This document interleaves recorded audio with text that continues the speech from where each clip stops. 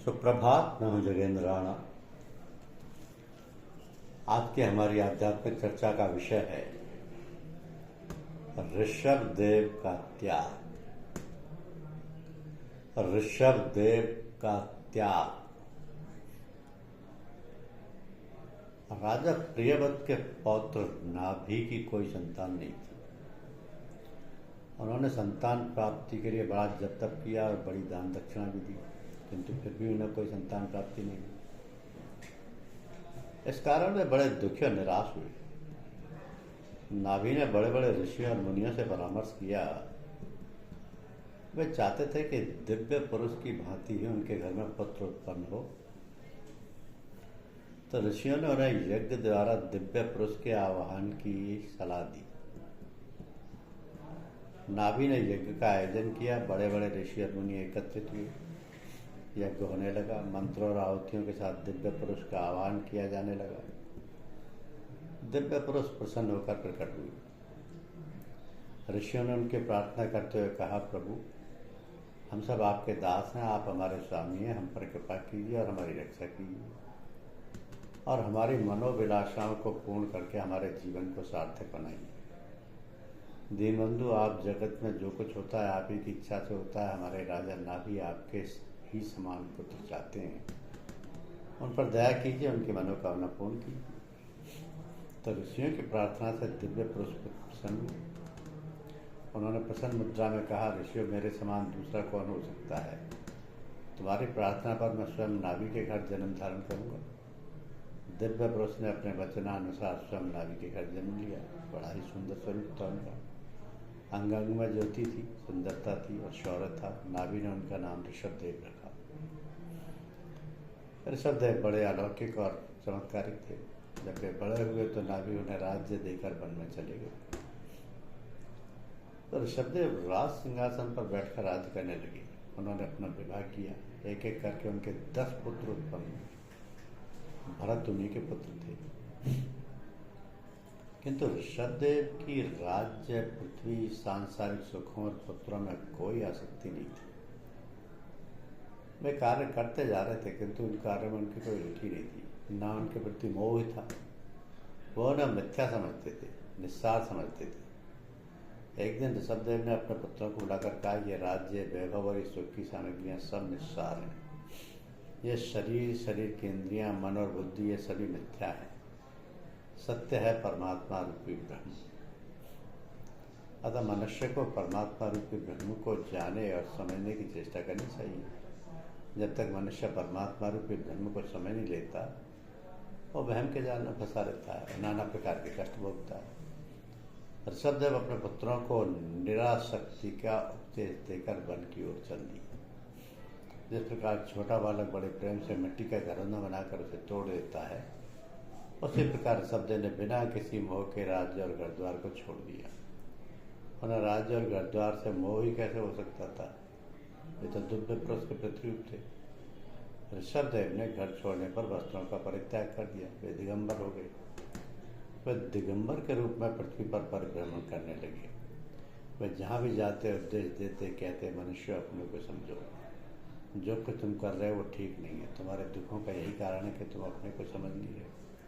जिस दिन तुम अपने आप को समझोगे उस दिन तुम्हारे सारे दुखों का अंत हो जाएगा। ऋषभदेव पृथ्वी पर विचरते हुए सिंहों को गले से लगा लेते थे, सर्पों को पकड़कर माला की भांति गले में डाल लेते थे और विष पीने के बाद भी जीवित रहते थे। उनकी चमत्कारता पर साधारण मनुष्य तो मुग्ध थे ही, बड़े बड़े सम्राट भी मुग्ध थे। ऋषभदेव पृथ्वी पर विचरते हुए दक्षिण दिशा में एक सघन वन में जा पहुंचे। जिस समय वे सघन वन के पास पहुंचे, उस समय वन में भीषण दावाग्नि लगी हुई थी। जीव जंतु व्याकुल होकर भाग रहे थे। ऋषभदेव हंसते हुए दावाग्नि में कूद पड़े। दावाग्नि तो बुझ गई और ऋषभदेव अदृश्य हो गए। जो भी इस नश्वर जगत में जन्म लेता है, उसे एक न एक दिन अवश्य अदृश्य हो जाना पड़ता है। कोई जगत में सदा रह ही कैसे सकता है, क्योंकि यह जगत तो स्वयं मिट्टी के समान गल जाने वाला है। तो श्रीमद् भागवत महापुराण स्कंद 5 अध्याय 5 ये कहता है कि भगवान ऋषभदेव ने अपने पुत्रों और ब्राह्मणों को उपदेश देते हुए कहा था कि जो अपने प्रिय संबंधी को भगवत भक्ति का उपदेश देकर मृत्यु की फांसी से नहीं छुड़ाता, वह गुरु नहीं है। वो गुरु गुरु नहीं है, स्वजन स्वजन नहीं है, पिता पिता नहीं है, माता माता नहीं है, इष्ट देव इष्ट देव नहीं है और पति पति नहीं है। मेरे सत्तार रूप और शरीर का रहस्य साधारण जनों की समझ से परे है। मेरा हृदय शुद्ध सत्य से बना है और वही धर्म का आधार है। अधर्म को मैंने अपने से दूर किया है, इसी कारण सज्जन मुझे ऋषभ कहते हैं। तुम सब मेरे शुद्ध सत्व में हृदय से उत्पन्न हुए हो, इसलिए ईर्ष्या और देश छोड़कर अपने बड़े भाई भरत और संपूर्ण चराचर भूतों को मेरा ही शरीर समझकर शुद्ध बुद्धि से पद पद पर उनकी सेवा करो। यही मेरी सच्ची पूजा है। उसकी सेवा करना मेरी ही सेवा करना है, और यही तुम्हारा प्रजा पालन का कर्तव्य भी है। भगवान ऋषभदेव के पुत्र पहले ही ज्ञानी थे, परंतु उन्हें उपदेश दिया इसलिए ताकि कि लोग को धर्म और जीवन को आदर्श सिखा सकें। ऋषभदेव के 100 पुत्रों में भरत सबसे बड़े और धर्मनिष्ठ थे। वे भगवान के महान भक्त और भक्तों के प्रति समर्पित थे। ऋषभदेव ने राज्य का भार भरत को सौंप दिया और खुद सांसारिक मोह त्याग कर संन्यास ग्रहण कर लिया। उन्होंने वस्त्र भी छोड़ दिए, दिगंबर अवस्था में जीवन बिताने लगे। उनके बाल बिखरे हुए थे और वो उन्मत्त जैसे दिखते थे। उन्होंने संन्यास ग्रहण कर लिया और ब्रह्मावर्त से बाहर चले गए। ऋषभदेव मौन रहते थे और कोई उनसे बात करना चाहता तो वो उत्तर नहीं देते। जड़ पागल अंधे गूंगे और पिशाच जैसे आचरण करते। वो अवधूत की तरह विचरण करते। कभी वो गांवों, नगरों, पहाड़ों, जंगलों, गौशालाओं, यात्रियों के ठहरने के स्थानों में जाते। लोग उनका अपमान करते, कोई उन पर थूकता, कोई पत्थर मारता, कोई गाली देता, लेकिन सब पर ध्यान नहीं देते। इसका कारण ये था कि वे शरीर और माया से ऊपर उठ चुके थे। ऋषभदेव ने देखा कि लोग उनके योग साधना में बाधा डाल रहे हैं, तो उन्होंने विभत्स वृत्ति धारण कर ली। वे अजगर की तरह लेटे लेटे भोजन करते और अपने त्यागे मलमूत्र में लौट जाते। उन्होंने गौ, मृग और कोय जैसी वृत्तियां बना ली। इस प्रकार ऋषभदेव परमहंसों को आदर्श त्याग की शिक्षा देते। वे निरंतर भगवान वासुदेव में स्थित रहते और सभी प्राणियों को समान आत्मा के रूप में देखते। उनके सभी पुरुषार्थ पूर्ण हो चुके थे। उनके पास आकाश के मनोज मन की गति के समान ही शरीर का भी इच्छा करते ही सर्वत्र पहुँचाना कहलाता है मनोज विदु। अंतर्धान, परकाय प्रवेश, दूसरे के शरीर में प्रवेश करना, दूर की बातें सुनना और दूर के दृश्य देखना आदि सब प्रकार की सिद्धियाँ अपने आप ही सेवा करने को आईं, परंतु उन्होंने उनका मन से आदर ग्रहण नहीं किया। राजा परीक्षित ने पूछा, यदि स्वयं ही अणिमादि सिद्धियाँ प्राप्त हो जाए तो उनके राग द्वेषादि क्लेशों का कारण तो किसी प्रकार हो नहीं सकती। फिर भगवान ऋषभ ने उन्हें स्वीकार क्यों नहीं किया? श्री सुखदेव जी ने कहा कि तुम्हारा कहना कठिन है, तुम्हारा कहना ठीक है, किंतु इस चंचल चित्त से कभी मैत्री नहीं करनी चाहिए।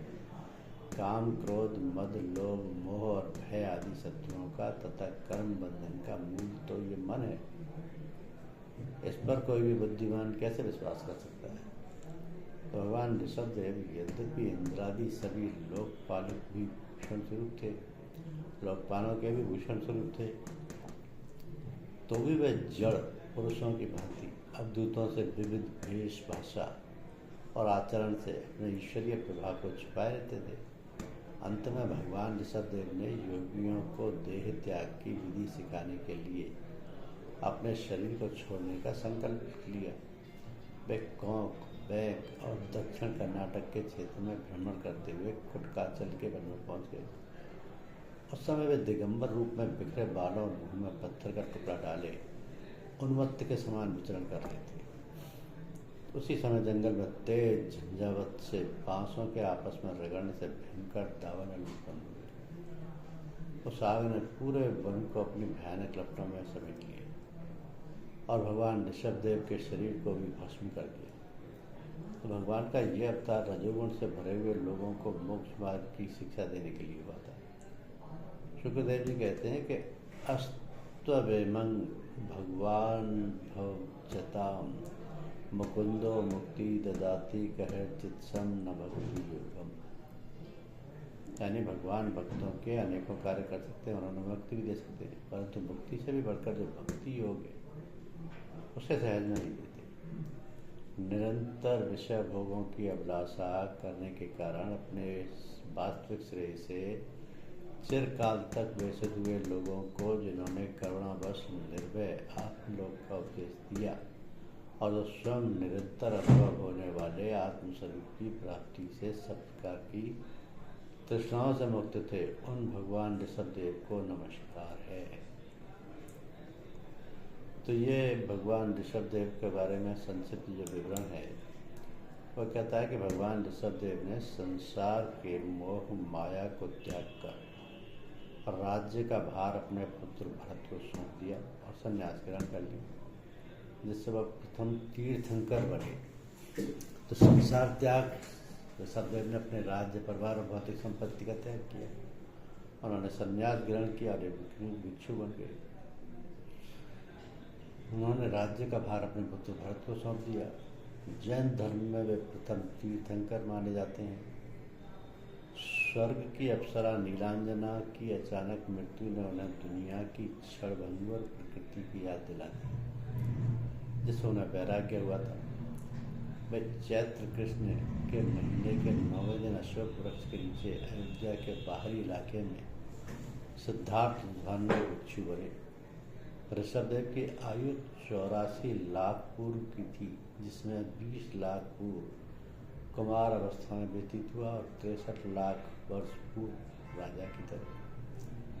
तो बाहुबली और सुंदरी की माता का नाम सुनंदा था और भरत चक्रवर्ती ब्राह्मी और अन्य 98 पुत्रों की माता का नाम सुमंगला था। ये जो ऋषभदेव जी के त्याग की कहानी है या जो त्याग की जो इनका कथा है वो ये कहता है कि उन्हें आदिनाथ भी कहा जाता है। भगवान ऋषभदेव वर्तमान हुडा अवसर पुण्य काल के प्रथम तीर्थंकर हैं। तीर्थंकर का अर्थ होता है जो तीर्थ की रचना करे, जो संसार सागर जन्म मरण के चक्र से मोक्ष तक के तीर्थ की रचना करे, वो तीर्थंकर कहलाते हैं। तो तीर्थंकर के 5 कल्याणक होते हैं। जैन पुराणों के अनुसार अंतिम कुलकर राजा नाभिराज और महारानी मरुदेवी के पुत्र भगवान ऋषभदेव का जन्म चैत्र कृष्ण नवमी को अयोध्या में इच्छा कुवंशी क्षत्रिय परिवार में हुआ था। तो जैन पुराण साहित्य में 80 मसी कृषि वाणिज्य शिल्पकला आदि के उपदेश ऋषभदेव जी ने दिया था। जैन ग्रंथों के अनुसार लगभग 1100 वर्षों तक जब तप करने के पश्चात ऋषभदेव को केवल ज्ञान की प्राप्ति हुई थी और निर्वाण मोक्ष की प्राप्ति कैलाश पर्वत से हुई थी। तो भगवान ऋषभदेव के संवत्सरण में निम्नलिखित व्रती थे: 84 गंधर्व, 22,000 केवली, 12,700 मुनिमन, 9,000 मुनि अवधि ज्ञान से, 4,750 शुद्ध केवली, 20,600 शुद्धिधारी मुनि, 3,50,000 राधिका माता जी और 3 लाख श्रावक। तो भगवान ऋषभदेव जी की एक 84 फुट की प्रतिमा, विशाल प्रतिमा भारत में मध्य प्रदेश राज्य के बड़वानी जिले में 52 गजा नामक स्थान पर है और मांगी तुंगी महाराष्ट्र में भी भगवान ऋषभदेव की 108 फुट की विशाल प्रतिमा है। उदयपुर जिले के एक प्रसिद्ध शहर का नाम भी ऋषभदेव है, जो भगवान ऋषभदेव के नाम पर ऋषभदेव पड़ा है। ऋषभदेव शहर में भगवान ऋषभदेव का एक विशाल जैन मंदिर और तीर्थ क्षेत्र विद्या में विद्यमान है। भगवान आदिनाथ ऋषभदेव की विशाल पद्मासन प्रतिभा मूलनायक के रूप में सिद्ध क्षेत्र कुंडलपुर जिला दमोह में एक विशाल नागौरी शैली में निर्मित लाल पाषाण के मंदिर में विराजमान है। इस प्रतिमा को बड़े बाबा के नाम से जाना जाता है। भारत में अनेक स्थानों पर ऋषभनाथ भगवान के जिनालय विद्यमान हैं। इनमें कुछ अति प्राचीन हैं। कुछ प्राचीन मंदिरों के नाम आदिनाथ दिगंबर जैन अतिशय क्षेत्र चांदखेड़ी कानपुर राजस्थान, दिगंबर जैन दर्शनोदय अतिशय क्षेत्र थुगोंडी जिला अशोकनगर मध्य प्रदेश, दिगंबर जैन सर्वोदय तीर्थ क्षेत्र अमरकंटक हैं। ये है भगवान ऋषभदेव जी का परिचय, जो भगवान ऋषभदेव जैन धर्म के प्रथम तीर्थंकर हैं। धन्यवाद।